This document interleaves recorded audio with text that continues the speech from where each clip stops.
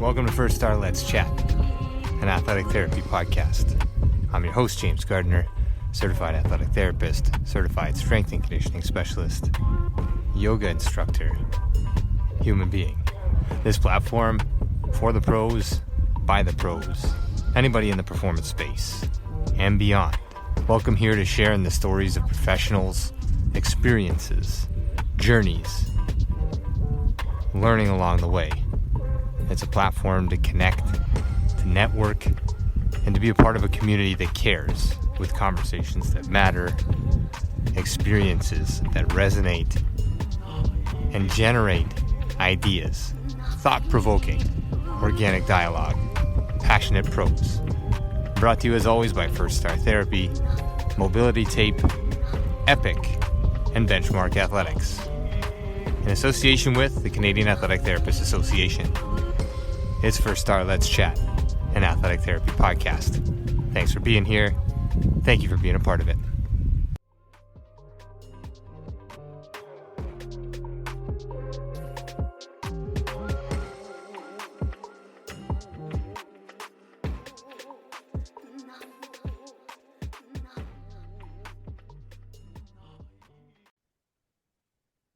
Alrighty, here we go again. FIRSTAR Let's Chat, an athletic therapy podcast, the official podcast of WFAT. A little bit of a different angle today. Our guest is John Graham Harper. We'll get to his bio. John, thank you so much for carving some time in your day, as we talked about beforehand in our preamble. Busy life, a lot of things on the go right now. So thank you for your time, first and foremost. Thank you. I mean, I really appreciate, obviously, the opportunity to share. You've built up so much trust with your audience, right? For what you do, the wonderful work that you do, and having access to that audience that really means a lot. So thanks so much for that. Yeah. And John is the CEO of Lumaflex and the Lumaflex Training Academy. He's a certified master trainer, a fitness professional with 15 years experience, significantly influencing the fitness industry through his diverse skill set and innovative approach. With a background in sales, marketing, management, and operations, he has become a prominent figure in fitness and wellness. I think what may resonate with our audience as well is that as a competitive athlete, he endured numerous injuries, including shoulder injuries from rugby, knee injuries from competitive CrossFit, and a head tumor from boxing. These experiences drove him to explore advanced recovery methods, and that's where we are right now. Rather than reading it, advanced recovery methods, we're talking red light. And I'll just preface this with, it's a bit buzzy right now in the industry. Oh, it's red light. If I do red light, if I just go somewhere with red light, it's good for me. This is a little bit different. It's got a lot of scientific backing to it. As mentioned, there's an educational academy associated with what you do. So, I mean, take it and run. Where did Lumaflex start, and what are you doing with it? Where does it go? How does it work? It all kind of came from my history as a competitive athlete. Rugby was very rough to me. And I think it's just because I didn't have as much sort of muscle. I was a little bit skinny when I started rugby, so I was getting knocked around a lot. Both my shoulders blew both my shoulders out. I quit that, went into CrossFit. It was kind of it was a trendy thing to do. It still is it's quite trendy to do. Good community vibe. But I remember doing like a clean and a jerk with quite a heavy load, and I when you split your feet to get that lift off your chest, I something like tweaked in my left knee, and it just bugged me, and it got worse and worse. And actually, out of all my injuries, including from boxing, getting hit in the head, which created this trauma, tumor in my head just from all this trauma to the brain. I actually would say my left knee was the worst injury because it was so debilitating. You're sitting down and your knee hurts, and you can't run, you can't squat. I couldn't sit in a seated position for like longer than 15 minutes without it becoming so inflamed and so painful. I would have to stretch out my knee. And I remember I would carry this it was like this deep heat cream you buy like at Walgreens, and I would massage my knee. I'd be doing this like massaging to try to get the blood circulating there, and to stop the pain. And that was like every time I took an Uber or I was ever on a flight, I was always in this agony. My wife actually introduced me to light therapy, and she got me onto this lamp. And it was like a lamp that you would see in some medical centers. I've seen this lamp, It's ugly, it's something that you would see sort of in a medical environment. You'd have to wheel it around. It has this big weighted base, and you pull the arm down and you aim it at the area. And it works with like it's like a red bulb, and the bulb gets very hot. And the heat is an element in the treatment, but what the power, where I later found out, was from the light. And that is, I used this on my knee after years of having this knee issue. And I remember after a week, I didn't have that pain anymore. I could sit in a position and it wouldn't flare up. And I remember doing it for one more week. I would do 20 minutes every night. That was what my wife pushed me to do. And I remember after that second week, I didn't need it for my knee anymore. But that's what really got me interested into what light therapy was, like what was actually healing me. And if I'm 100% honest, the reason why I got so into it back then was to get a bit of like a competitive edge. I didn't have the ambition and the inspiration I have now to, heal the world with natural, non-invasive with treatment. I just wanted, something in my arsenal as a competitor. Um, you know, but yeah, going deep into the research, the different nanometers, it really opened up a whole new world for me. I started meeting scientists that, devoted their lives to red light therapy, and hearing about all this work that they do, all this research, all this effort that they make to make this treatment known. Um, and how back, in these early days, they were shunned and disregarded as like hippies and, you know, as sun worshipers. But now they're well respected now. They get, good stages and conferences, and they're like the gurus, right? And it's been interesting to see that change and be able to learn from them. And I wanted to create a device that was more suited to me as an athlete that was on the go. And the original idea was, you see these YouTube videos where you follow like a famous gym trainer or a famous athlete, and it's like, what's in his gym bag? And then they pull out this supplement and this special wristband or this training belt or whatever. And the idea was like, I want a red light therapy device to be in that bag, in the gym bag. That needs to be like one of the tools that you can bring out. So that's when the BodyPro, after it took about 3 years of development. COVID had a had a part to play in the amount of time for development. But we're now a little like a month and a half, 2 years launched. So it has been a very long journey. And we've got now the Essential, which is the one that you've got. And then I've got a new device. I'm very happy, James. I can show you this because I pulled it from the design team to show you. Still has the plastic, but this one here is called the Essential Pro. And the difference between the Essential and the Essential Pro, the Essential has 630 and 850 nanometers. These two specific wavelengths are programmed into the LEDs. This bad boy has six different wavelengths. So I didn't want to add like just an additional wavelength or additional two. I wanted to go with six, and to mimic the red and infrared light that's available to us during the day in our natural environment. So there's a nanometer in here that is the 1064 nanometer, 1064 nanometers, which has so much great clinical research on it for the brain, for brain health.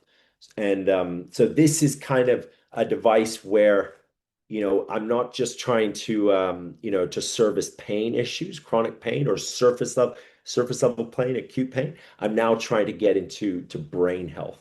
So yeah, I'm really happy you got to No, see no, it. I love Maybe that, and I think if we can make this beyond the podcast to the YouTube channel or whatever, we can see them. So like I have mine here, I have the Essential here, not a sales pitch, but like been playing around with it, and like you said, like a lot of what we do is science based, it's evidence based, obviously, but it's also a bit of trial and error, and things that work for you probably are going to work for somebody else. So I love kind of that personal intuition, and obviously like your initial experience with injury, which is a lot of what athletic therapists in Canada generally start from. I got injured a lot, I got to learn a lot about it, and then I got interested in this field, so I pursued this. So That's right. there's a lot of parallels there with your story and the development. And the Lumaflex is light therapy, it's red light therapy, and like I said, sort of in our intro, is it's a little bit buzzy right now, right? It's like red light can do everything. Like if you just touch it, it's going to heal everything that comes your way. And I don't mean to sound challenging to that, but the primary benefits, through Lumaflex and through what you've developed and the localized therapy and the nanometers, and actually like the science behind how much do we need, what's the dosage, how is it being applied, where is it being applied, increased blood flow, increased cellular energy, and reduced inflammation are sort of like your three key points when it comes to sort of the education behind it.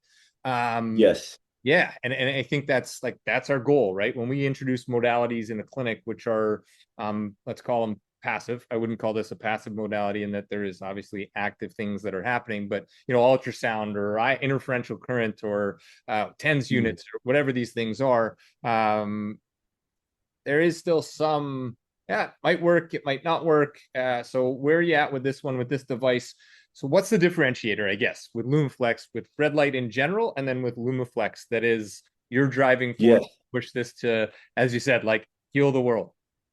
That's right. Yeah, and actually, it's wonderful you're mentioning the LumaFlex Academy because about a year into launching the product, I've got now 11 awards on the product. So wonderful, great award-winning products, but it's not really a solution. And the solution came when we opened up the academy, and I made it like a secondary. And actually, right now, I would say it's my primary mission is to push the education. And I do a lot of, I want to connect with, trainer and physios and these different organizations that do train and try to put this red light therapy education in there. I sort of see always in any market or any relationship or partnership or company or whatever, I can always have, there's always a product relationship we can have, or we can have an education relationship. Just have our education as your red light therapy education. And anybody listening now, if you email me at john@lumaflex.com, I will give you lifetime access to our LumaFlex education. That'll be something that that can be for anybody listening. I just want to get the education out there because the education can help anybody who, again, like you said, just is sort of dipping their toes into light therapy, or maybe they have a device but they don't quite understand how it works. Maybe they have a big device, or they go to a clinic and they get treatment there with their light therapy. It's a really powerful education. We have it in video format as well, so it's very easy to digest. But very simply, light therapy is cellular energy. So when you're giving energy to the cells can do their job. And this is what probably why it's a big buzzword now is because longevity is a big topic. You've got guys like who's that guy, the Brian Johnson. This guy, he's trying to live for never die. That actually he has a conference called Don't Die. There's him and then the other gentleman, Dave Asprey. Dave Asprey, I think, is the guy who created the word biohacking. But they talk about living longer. Everyone wants to live longer. People that are older want to live longer. People that are young, want to ensure that they will be able to live longer. So longevity is kind of a big topic. And giving energy to your cells is a way in which, yes, you're making your cells healthy. You're making your mitochondrial health, right? You're improving it. And take this into the context of what's really important. This is what flipped the switch for me in my early days as I was learning, is if you look at how we live now, we are very deficient in sunlight. Because remember, red and infrared light, it's not magical. It's not from a science lab with a bunch of Einsteins. It's just from the sun. It's specific nanometers that is available to us from the sun. So if we are not as exposed to the sun now, we are much less. We've got, I think it's like 95% of less exposure. We spend like 85% of our day indoors under artificial light. So we're not getting as much sun as we normally do. But if you can imagine how things were before in early days, the ancient times, Bible times, you would we would have a lot more sun exposure. So we would wake up in the morning and we'd watch that, a beautiful sunrise, depending on where we are in the world in relation to the equator. And that was our red and infrared light. If you've ever been on a beach and you see a beautiful sunrise or a sunset, that's red and infrared light. That's pure red and infrared light, right? Later throughout the day, UV comes into play. But back in those times, where our bodies, our cellular energy was a lot better. And actually, there are studies that show that red and infrared light boost your body's natural SPF levels. So, not to say that we were always out in the sun in those times, but we had a much more resilient skin. Now, if we are to where we are now and we don't have, we create a lot of inflammation in our bodies. We're under artificial light, which scientifically shows that creates inflammation. We drink out of, I mean, I was drinking out of a plastic bottle just earlier today.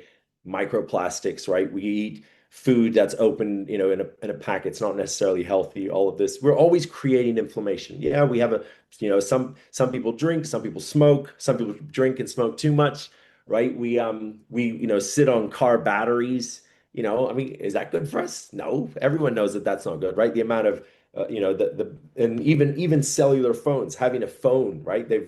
There's studies that show that phones give off EMS, right? So we're creating a lot of inflammation in our body, and we can't quite reverse the development that we've done as a human race. We can't go back and get our sun and try to balance out the inflammation, fight inflammation. We have to now have tools. And of course, red light therapy is a great tool. And there are many tools that you can add in your arsenal to help to fight inflammation. But just like you said, so these nanometers of red and infrared light. So we've got two specific nanometers. The difference between the nanometers that there are nanometers that are very well researched. So we took 2 nanometers that are well researched, but so many products out there have 630 and 850. So these two nanometers, they can penetrate your skin and they can activate your mitochondria. If you imagine your body is like an F1 car, the engine of that car is your mitochondria. And the more it performs well, the more you're able to win the race. You're going to live better, right? You're going to be happy, healthy, or for us who used to compete, or we still try to compete on a daily basis, whether whatever life throws at us. We want our mitochondrial health to be optimal. So by giving energy to the cell, we get increased ATP. These three mechanisms: increased ATP, increased increased blood circulation, and a reduction in inflammation. Because inflammation is a signal to our brain saying, I need blood circulation, I need energy. That's what the inflammation, that's what it's doing. You have a signal, oh, this hurts, I'm in pain, and you're getting a signal that the red light therapy can now provide you that what is needed and turn the signal off. So if you think of it in that way, then you say, all right, so cellular energy, what outcomes can I get with these three mechanisms? That's when you see devices for beauty, right? The LED masks. You'll see devices for hair growth. You see these helmets that guys wear to help with a bald spot. And you'll see even devices to increase testosterone, and you'll see red light therapy beds for like an anti-aging. You'll see a device for in a hospital to help with wound healing. So think of it in short, like your body's like your phone, and you're plugging your phone in, and all the outcomes are like the apps in your phone. So I often get asked like, "Oh, I have this condition. Should I use red light therapy?" Or I have this condition. Can I use red light therapy? Can I help with this? Can I help with this? Can I help with this? It can help. You're talking about your cells on the base level is cellular energy. So just like when a phone starts to run out of battery, when our body, starts to lose its battery, we start to operate a little bit slower. We wake up, we're drowsy, right? All we need to get is a charge, and then and like the body, like your phone, all of the apps in your phone can work. So maybe if your phone is running out of battery, you can't like play a game on your phone, right? Maybe or for our body, maybe you can't go run a marathon, right? But if your body has energy, if your body's full, then that's when all the apps can work on your phone, and then in the same with your body. That's when you can achieve whatever it is that you need to achieve. So it really worked when a scientist explained it to me that way, because then it kind of it's not about what can it do, it's about wow, what can't it do? It kind of very much changes the conversation, right? And there's even a study out I saw, I think it's 2016. There was a study about how red light therapy is now such an enhancer to your body that in the future it needs to be categorized almost like a steroid in competitive sports.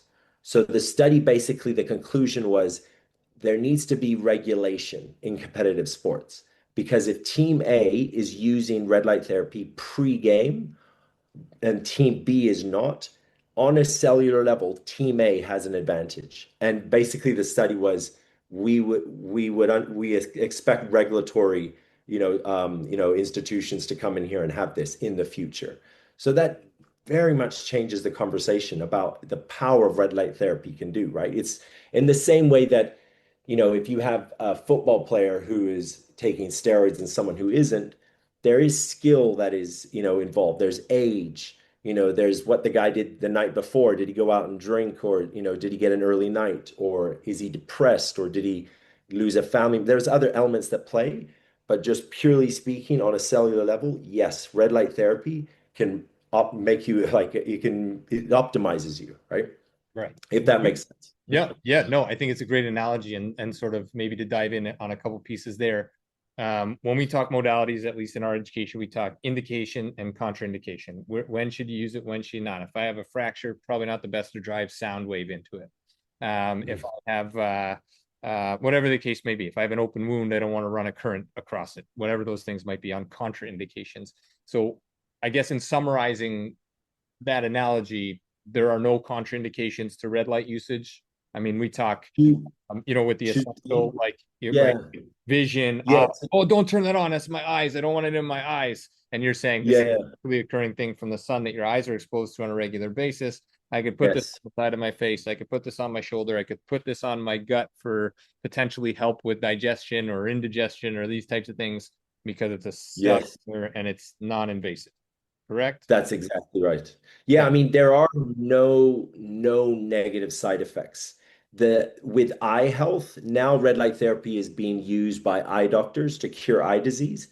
I remember when that part of photobiomodulation blew up, I think it was Joe Rogan on a podcast. He said that he is using glasses less because now he follows a protocol of looking into the LEDs for 3 minutes every day. And I think from what I've gathered from different bits of articles and podcasts and clinical research, it's kind of now the 3 minute a day staring eyes open on LEDs is kind of now the overall protocol. But that's my light therapy enthusiast hat on. With my Lumaflex hat, if you read our manual, we say keep your eyes closed. Like we have to, it's an FDA protocol. Can't mess with that. And Sure. of course, you need to know the device. So I don't want everyone going and looking at LEDs now. There's always, there is it's each to their own, but definitely do your own research. And then the other thing is that I recently there's a lot of discussions coming my way about cancer, and I think right now, obviously with conditions like this, consult a doctor all the time. But it's well understood and known not to aim the red light therapy on the tumor area. What red light therapy is known to support is the chemotherapy, the symptoms of chemotherapy, the treatment of chemotherapy to support with this. There's all the clinical research is there. But every time you read a clinical paper about that, they'll always, they'll make sure to, yeah, we're not suggesting to use red light therapy direct on the tumor area. Red light therapy is used and is in, I think it's in some clinical trials for cancer, but it's used in a different way. I can't quite remember how it's done. It's done in a different way. Okay. And then the other thing is people with an allergy to light. You know how some people just have an allergy to sunlight. They're clothes, they have very, very fair skin, very fair hair. and they usually go out with an umbrella. And usually those people understand what they're able to do with light. But other than that, we always say in our manual, don't use when we're pregnant, don't use if you have a heart condition. But if you talk to the scientists I've talked to, they will say if you have a car, you should use it. If they'll always say it that way. So of course, everyone must, and I would highly encourage to do your own research. There is a clinical database I have a link to, and I could send that to you. And if anybody asks, it's a great link that you could use to research any study. But also take note when it comes to light therapy, think of your body as you have a battery inside you. And everyone has this battery. Now, everybody's battery depletes at different rates, depending on a multitude of variables, your age, your upbringing, just how your lifestyle, your even the melatonin in your skin, is all these variables. Now, if someone has cancer, they have inflammation in their body, and then someone has a broken leg, or if someone has a headache because they got drunk the night before, or if someone is just stressed because they lost their job. Everyone has different ranges of inflammation. So generally speaking, they say full body treatment to fill your battery up. Generally, for the masses, for the average person, it's 20 minutes of full body exposure fills your battery up. But all those different people, their batteries will deplete at different rates. So those are sort of things you have to take into account. I'll have one guy who I met a guy in New York. I was at this conference, and he had a sore shoulder for 20 years. He played hockey or something, and he wasn't able to sleep on the shoulder. And we put the device on the front for 10 minutes and on the back for 10 minutes. He like moves his hand, he freaks out, he runs out of the conference, he calls his wife, and then he comes back, and I was with Peter, my scientist, and we shot a video of him, like he's like, "What's going on? What just happened to me?" And this happens where you have like this immediate, it's almost sudden, like after one treatment, it's like, what's going on? And their whole paradigm shifts, right? But then you'll have someone else where it's maybe, someone who looks very healthy, and he has like a sore back from doing some back training, and it may take 2, 3 days, for the pain to go away. So everybody is very different, and you realize that with different response rates, right? With the different people and that how they feedback. So it's hard to give this sort of general diagnosis or sort of general protocol. What we try to do, and I think most light therapy brands are all the same, is we suggest touching skin. No matter the device, you touch skin. So the amount of power that is in the manual that you bought is delivered into your body. You're sort of getting bang for buck. I bought a device with this much output, and that I want into my body. I don't want it to reflect or to be lost, right? Because that's what light does. So, and usually if you do, say, 10 minutes and you do twice a day, but give yourself a pain rating, say like 1 to 10, what's my pain? I've got 8. So do your 2 treatments, ideally before bed. The next day, ask yourself what your pain rating is. And that's kind of how I think is the best overall way that people can self-treat themselves, if that makes sense. No, I like that. And I think from our end, a lot of people will say, well, that's not very science, but anecdotally, like whether that's placebo or that's real, if we're helping somebody feel better and they're self-evaluating after a treatment and saying this is better, whether that's manual massage, PNF work, ART work, Graston cupping, or light therapy, like if we're making headway and we're reducing pain or reducing threat, then we're in a better space than we were before. Therefore, it's therapeutic. Therefore, it's helpful. Therefore, I can do more of the thing that I need to do, which I think is ultimately the win. Evidence-based approaches obviously you touched on, and I'll just reiterate, like, don't just go throwing this thing on everything. Get some advice, do your research, talk to a medical doctor if there is a condition, ensure that this is a safe thing to use. But in my usage in clinical application and personal application, since you sent the unit to me, no negatives, and certainly like, oh, that feels different than it did before. It feels a little bit better. Let's try it again tomorrow. Yeah. Let's do a little bit of dosage here, a little bit of dosage there, and I mentioned a couple cases that we're using it with. And just for our audience, again, it's the CEO of Lumaflex, John Graham Harper, here with us today, talking on the Lumaflex, the two units that you have working right now, and popularizing, moving into our space in Canada. We talked about, we don't need to get into that right now, but hopefully soon in Canada it's available to people as well. I guess just two things, and we could do this all day because again, you're passionate about what you do clearly, and you have a product I think that's highly useful. It's applicable, it's portable, it's sweat resistant, it can go right on the skin, I can put it on my wherever, and it's really easily attachable, and doesn't have the issues of falling off and those types of things, passively or actively, in our use of it. Yes. In our space so far. There's three variables, I guess, in light therapy, just for our audience that wants a little bit of tidbit on the education. You have wavelength, you have irradiance, and you have dose or time. Yes. Those three things, if you just want to touch on them. And then my final wrap, just before it leaves my brain, would be, what's the resistance to it? Like, what do you hear when people are like, this doesn't work, or you're full of like, you're too wooey, or it's too out there, or it's light, it can't be that simple, like, I'll just go outside, what's the difference? Those types of things. So Yeah. maybe with just the variables first: wavelength, irradiance, and dose. You don't have to go into detail because again, like, the training academy you sent to me, and I went through it, and I was like, you're answering all my questions that I have, all the challenges that I have. Like, the questions are there, the answers are there in the academy that you provide. So and Yes. we'll post your email in the show notes here so people can find that as well. I think that's huge, the education piece as much as the tool. But Yes. Yeah. wavelength, irradiance, and dose. Let's go for it. Yeah, that'd be if anyone listening, please reach out. I'll get you access to the academy. So wavelength, of course, there's red light, there's infrared light, and then we go into far infrared. So we work in the red and infrared light. So red light is around the 600 nanometer. Then you're going into the 800, 900, up to 1,000. That's the infrared light. When you see a red light therapy sauna, and it's called an infrared sauna, that's far infrared.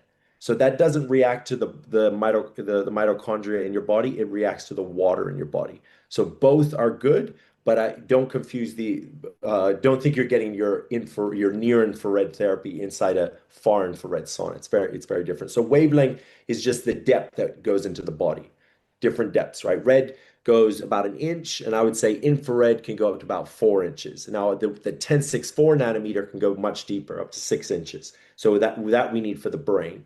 So and now what with the irradiance, with the wavelength and dose, that's what we're using to explain sort of the protocol that we believe for red and infrared light. Because red and infrared light, when it started to hit the market in the early days with panels, is people were standing at a distance to the infrared light. And I'm not saying that that's bad. You absolutely are getting an outcome.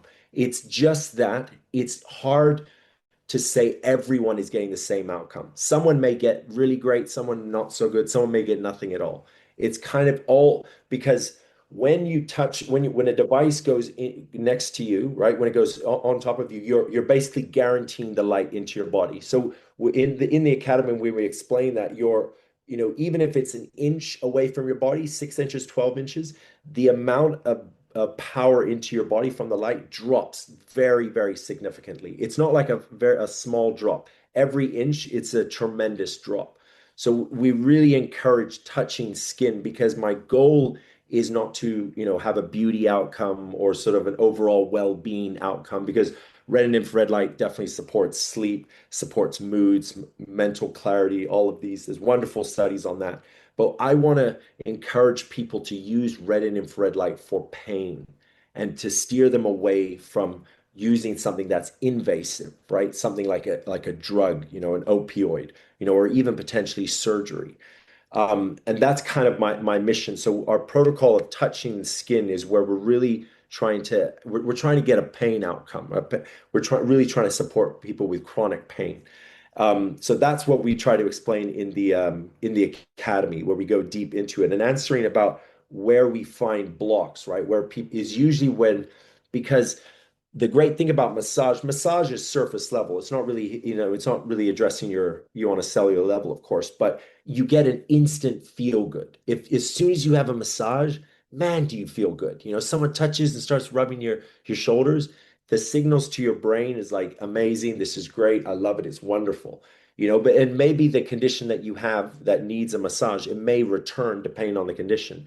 Whereas red light therapy is aiming to address that on a cellular level, but you don't have that response, that immediate, like, wow, that feels amazing. You don't have that. So that's usually in all photobiomodulation, that's usually where we try to really, dump a lot of education to ensure trust and try to create consistency. So what I wanted to do was create this consistency of using red light therapy because studies show that if you are consistent in using red light therapy, your response to your recovery is much faster. So person one and two get into the same car accident. Person one has been using red light therapy. Person two just starts using it to recover from the car accident. Person one will heal faster. That's what the research shows. So consistency of using light therapy is really important to where someone who first starts it like, oh, I don't know if I trust this, but hey, it helps me sleep or it improves my mood. And hey, this famous, guru told me I should use it, so I'll trust in it. And then after about 2 weeks, when they're aiming it at the pain, that's when you start to hear, oh wow, I don't have that pain anymore, right? That's kind of how you need to invest the time of using it consistently to get those, those wonderful outcomes, that can really change someone's life. And then thinking about consistency in red light therapy, that's when we go back to that early, the what I said before, where we as human beings used to have so much exposure to sun in our early days of our human existence that you can kind of understand that, yeah, consistency with light, with good red and infrared light is part of our biology. This is how we were designed. We were like creatures of light, born under the light, and now we're in these concrete jungles. So it isn't really a surprise after, when the research shows this, that yes, consistency of light therapy is kind of the game changer, for how of what you get back. And I guess that's for everything, right? That can be for training to lose weight or, making, your $1 million company or whatever. It's always about it's a consistency metric that really is how it works, right? Yeah, no, I was going to say that's exactly it. That's kind of what we preach in our space is the programming or the therapy or the as long as there's some direction to it, consistency is always going to matter. It's undefeated over time, I think, in terms of application of anything. If it's going to work, you have to do it with some consistency. There's no magic pill, no magic powder that's going to make everything all better. It is going to take some time, Yes. but again, this unit can go with you. It's not cumbersome. It's not like it's heavy. It's not like it doesn't fall off very easily. We've had some some athletes use it just actively. We had some athletes use it at the end, just when they're done and do it passively. And I mean, in our initial conversation before we jumped on here or connected, I guess, with the unit itself was that's what I need in my space when I'm working with active populations where I don't do a ton of table work. I don't do a ton of passive treatment. Um, I find that there's more responsiveness with the athletes that I work with if we're on the gym floor as opposed to behind a treatment wall. There's just a bit of a barrier there. So this I see. allows for that. In again, and I'm not trying to push the product to the audience. I'm just that's the reality of putting it to use in our space. So the product or the company is Lumaflex. John Graham Harper, CEO. Thank you for your time, man. This has been great. I will publish your email in the notes. You mentioned it as well. Any closing thoughts on your side? Again, it's Let's Chat, an athletic therapy podcast. Really grateful for your time, man, and for sending this along and the education piece. I think that goes a long way. It's not just can buy my product because it's better, it's different. It's not, I mean, it's part of it, obviously, in a business model, but the bigger part, I think, as you mentioned, is the education. And I truly That's appreciate right. it. And what came with the product is just sort of, a summation of the Learning Academy as well. And so like ongoing CEUs, professional development, like I'm big on challenging products or asking questions, and having access to you and your team and the course is massive. It just allows for dialogue. I don't need to say I don't want to use that because I heard something about it. I can come to the source and say, can it be helpful? So thank you for your time. Wonderful. I'll let you close it out to our audience. Thanks for listening. John's accessible. I'm accessible. Please feel free to reach out. But John Graham Harper, over to you, man. Close it out. Thank you so much. Yeah, anyone who's interested in learning about light therapy, please hit me up, john@lumaflex.com, or on Instagram, John Graham Fitness. Just give me your email and I'll register you into the academy. I really just want everyone to at least dip their toes into light therapy. Go to YouTube, type red light therapy, and just start watching some YouTube videos. It's incredible. It's absolutely incredible. And it's not because it's where the whole, the world changes is just with awareness, right? So if everyone could do that, that would be wonderful. Of course, reach out for the academy or just go to YouTube and just, search red light therapy. And yeah, it's amazing. Yeah, awesome. Well, again, thank you for your time. To our audience, thank you for your time for listening. Reach out to me, connect with me, connect with John. That's what it's all about. We're growing community. We're growing awareness about what's out there and what our profession can do and how our profession can align with other professions, other products. And like you said, another tool on the tool belt is always helpful in our space. So John Graham Harper, Lumaflex Training Academy, all of this. Thank you again. And to our audience, hope you reach out. Thanks so much. Take care, guys.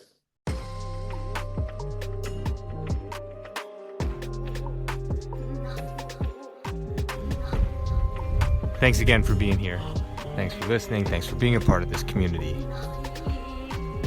Check us out online, firstartherapy.com. That's FIRSTAR therapy.com. Or email us with feedback, consult@firstartherapy.com. CONSULT@firstartherapy.com, on Instagram @firststar.therapy, and our podcast host @letschat.at. This is First Star Let's Chat, an athletic therapy podcast.